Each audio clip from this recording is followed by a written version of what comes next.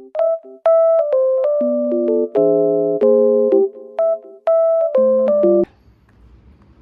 Bu, Assalamualaikum.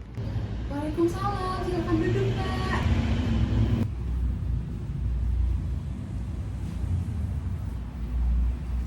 Selamat pagi Mbak, selamat datang di ruang konseling gizi dengan saya, Maya Maulidia Syailda sebagai ahli gizi yang bertugas pada hari ini.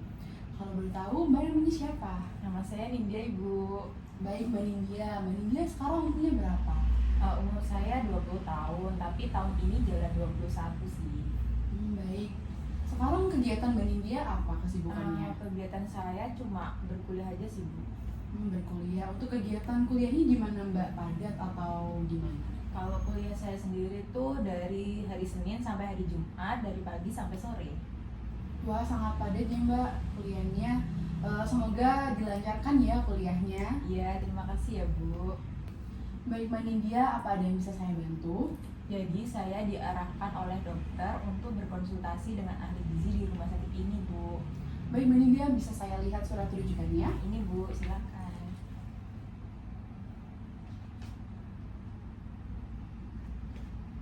Baik Mbak Nindya, berdasarkan surat rujukan dari dokter, Mbak Nindya didiagnosa terkena penyakit gastritis. Apakah Mbak Nindya sudah tahu apa itu penyakit gastritis? Tadi udah dijelaskan sih Bu sama dokter, tapi apakah saya bisa mendengarkan penjelasan dari Ibu kembali tentang penyakit gastritis itu? Baik Mbak Nindya, akan saya jelaskan ulang ya mengenai apa itu penyakit gastritis. Jadi penyakit gastritis ini adalah penyakit pada lambung yang terjadi akibat peradangan pada dinding lambung. Untuk tujuan konseling kita pada hari ini yaitu menambah pengetahuan Mbak Nindya mengenai pola makan dan makanan apa saja yang bisa Mbak Nindya konsumsi untuk menderita gastritis, agar Mbak Nindya mengonsumsi makanan yang mengandung gizi seimbang. Bagaimana, apakah Mbak Nindya bersedia? Baik Bu, saya bersedia. Baik, untuk konseling kita pada kali ini akan berdurasi sekitar 20 menit Mbak Nindya, meliputi ada penimbangan berat badan, ada pengukuran tinggi badan, kemudian ada asupan makan, dan nanti akan saya jelaskan juga mengenai masalah gizi apa yang dialami oleh Mbak Nindya. Tetapi Mbak Nindya gak usah khawatir ya, apapun informasi yang Mbak Nindya berikan kepada saya akan dijaga kerahasiaannya. Jadi saya berharap Mbak Nindya bisa bekerja sama untuk kegiatan konseling kita hari ini, agar konseling kita juga berjalan dengan lancar dan berhasil ya Mbak Nindya. Saya berharap Mbak Nindya juga memberikan informasi kepada saya dengan sebenar-benarnya sesuai dengan apa yang Mbak Nindya alami. Baik Bu. Baik, Mbak Nindya bersedia ya? Iya Bu, saya bersedia. Baik Mbak Nindya, apakah Mbak Nindya ingat terakhir Mbak Nindya menimbang kapan dan berapa berat badannya? Terakhir saya menimbang itu 2 minggu yang lalu dan beratnya 50 kilo. Baik, 50 kg ya Mbak Nindya. Untuk tinggi badannya berapa Mbak Nindya kalau masih ingat? Untuk tinggi badan saya lama sih Bu nggak ngukur.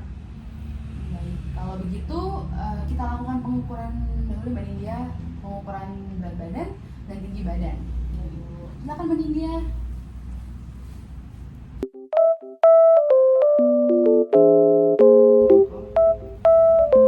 Baik Mbak, silakan duduk kembali. Iya Bu.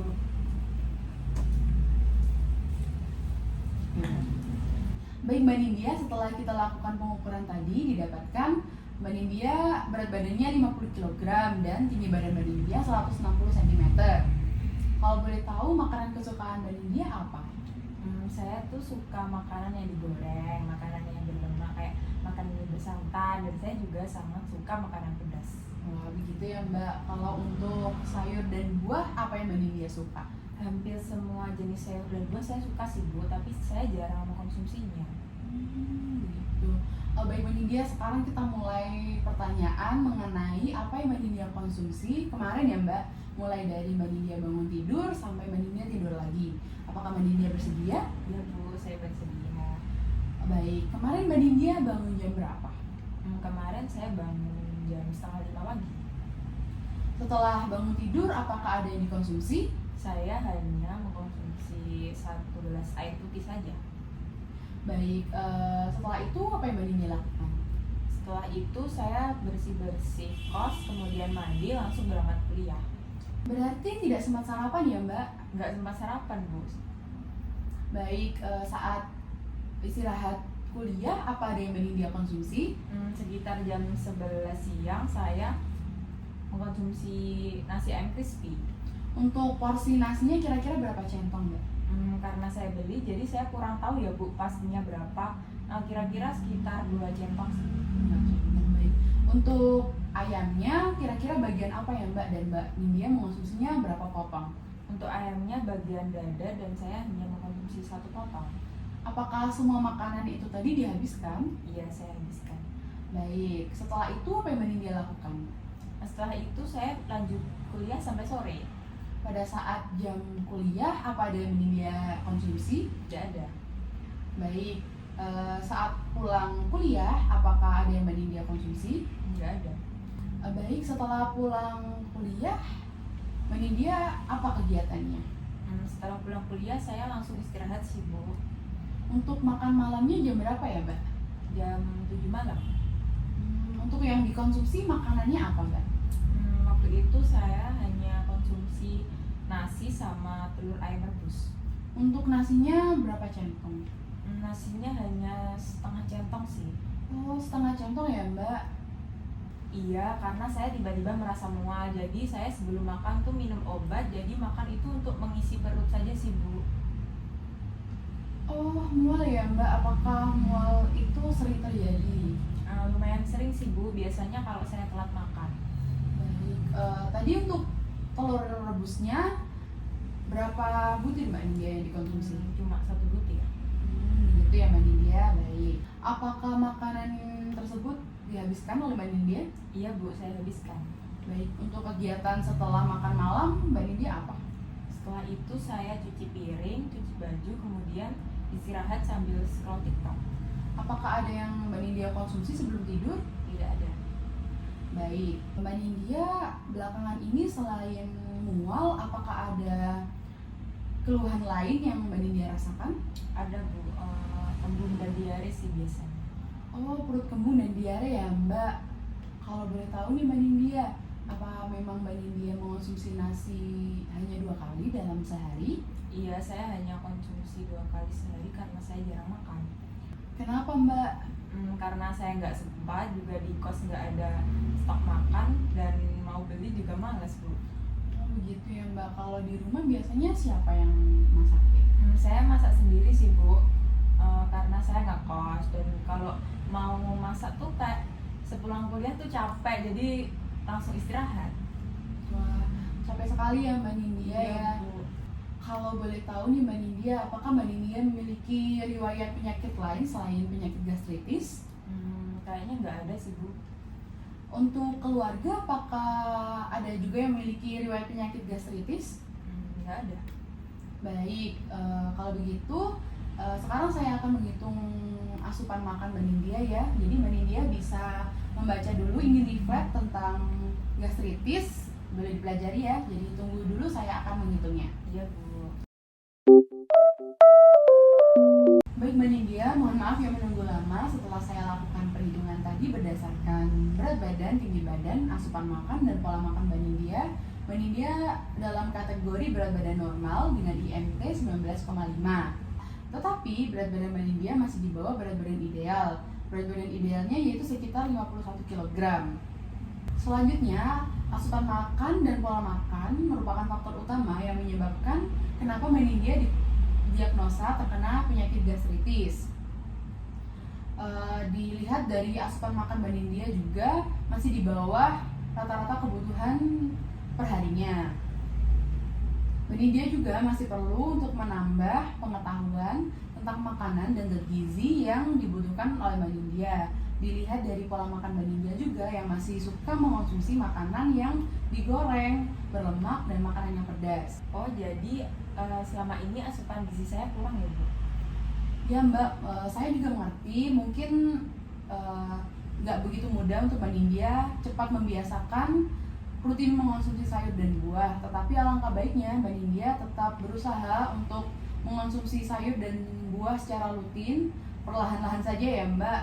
Karena apa? Karena sayur dan buah ini dapat membantu menurunkan asam lambung Mbak Nindya gitu. Baik Bu, saya akan coba perlahan secara rutin untuk mengkonsumsi buah dan sayur. Baik Mbak Nindya, sangat bagus ya. Kemudian Mbak Nindya juga harus membatasi makanan yang berlemak, karena makanan yang berlemak ini Mbak Nindya dapat memperlambat pengosongan lambung. Kemudian Mbak Nindya juga harus membatasi makanan yang digoreng Mbak Nindya, karena makanan yang digoreng ini membutuhkan waktu yang lebih lama untuk diproses. Kemudian makanan yang digoreng ini juga dapat menyebabkan Mbak Nindya sering merasa kembung. Itu yang menyebabkan adalah Mbak Nindya yang suka mengonsumsi makanan yang digoreng. Gitu ya Mbak Nindya. Baik Mbak Nindya, sekarang saya akan menjelaskan mengenai target yang akan kita capai setelah konseling gizi kita hari ini ya. Untuk yang pertama yaitu Mbak Nindya akan menaikkan berat badan sampai dengan berat badan ideal selama 1 bulan. Kemudian yang kedua, Mbak Nindya mengonsumsi sayur sebanyak 3 sendok makan setiap Mbak Nindya makan. Untuk komitmen yang ketiga yaitu Mbak Nindya harus memperbaiki pola makan, yaitu dengan 3 kali makan utama dan 2 kali makan selingan. Dan kemudian yang terakhir yaitu Mbak Nindya harus mengurangi dan membatasi makanan yang berlemak, digoreng, dan berasa pedas. Bagaimana Mbak Nindya? Apakah Mbak Nindya siap untuk berkomitmen dengan saya untuk menyelesaikan target-target tersebut? Baik Bu, saya siap dan bersedia. Baik, kalau Mbak Nindya sudah mengerti, kita cukupkan sesi konseling kita pada hari ini. Sampai di sini ya Mbak Nindya. Iya Bu. Untuk pedoman leaflet dan rekomendasi menu silahkan dibawa untuk dipelajari dan juga dilakukan ya Mbak Nindya. Iya Bu.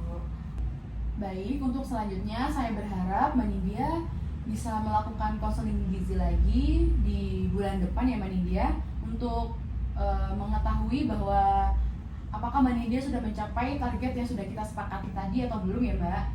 Baik Bu. Baik, di sini juga sudah saya cantumkan nomor telepon saya. Apabila Mbak Nindya membutuhkan bantuan, bisa langsung hubungi ke nomor telepon ini ya Mbak. Iya Bu. Baik, kalau begitu terima kasih ya Mbak Nindya atas kunjungannya konseling gizi pada hari ini. Semoga konseling gizi yang sudah kita lakukan pada hari ini bisa bermanfaat untuk Mbak Nindya ya.